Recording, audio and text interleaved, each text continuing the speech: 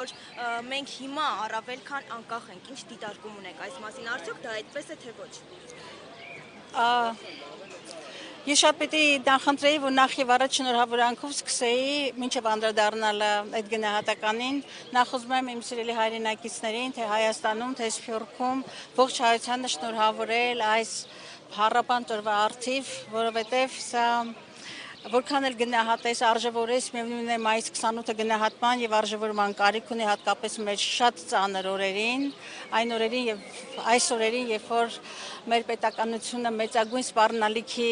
առջև է կանգնած եւ պետականության գոյության այսպես մարտահրավերին ենք դիմագրավում,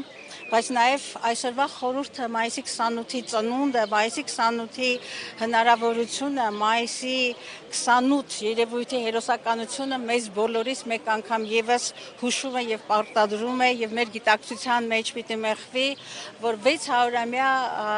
պետականության բացակայությունից հետո Նաև ցեղասպանությունից ընդամենը 3 տարի հետո հայ ժողովուրդը իր մեջ գտավ ուժ, իր մեջ գտավ աներևակայելի կամք, իր մեջ գտավ հերոսականություն եւ ամենակարևորը սեփական իղձի ետևից նաև զոհաբերությամբ գնալու կամք եւ կարողականություն վերակերտելու հայոց պետականությունը, վերակերտելու արժանապատվությունը եւ քաղաքակրթական, այսպես համաշխարհային քաղաքակրթական ընթացքում ամրագրելու իր տեղը։ Ուրեմն մայիս 28-ը տոն լինելուց բացի փիլիսոփայությունն է, գոյության կերպ է եւ այն բացառիկորեն արժևորվում է ճիշտ այս օրերին, երբ որ անվտանգային բացառիկ մարտահրավերներ ունենք։ Իսկ այն, ինչ այսօր հնչեցրել է մեկը, որի հետ մեր աղետների, մեր ազգային ողբերգության, հայոց պետականության գլխին կախված մեծագույն հարցականի գեներատորն է, սա ուղղակի այն ոչ միայն զավեշտական, այլ տրագիկոմեդիկ արտահայտություններից մեկն է անկախությունը այս օրերին ավելի քան անկախ համարել Հայաստանը մի քաղաքական ուժի առաջնորդ, որի հետագծում 5000 մեր զավակների արյունն է, Արցախի ցեղասպանությունը, Արցախահայության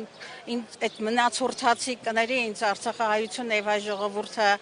այդ անղեկությունը եւ անտերությունը եւ հանկարծ ունենալ այդ քաջությունը կամ ճակատավոր խիզախում ասել թե ավելի քան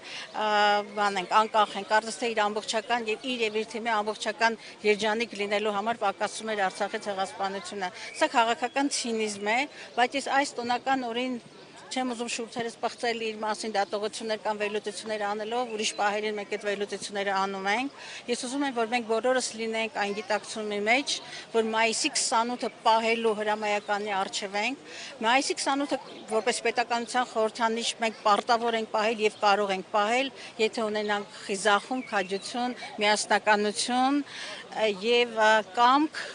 Եվ մենք հենց հիմա այդ փուլում ենք վերագտնելու մեր անկախությունը։ Ես շնորհավորում եմ բոլորին այս հրաշալի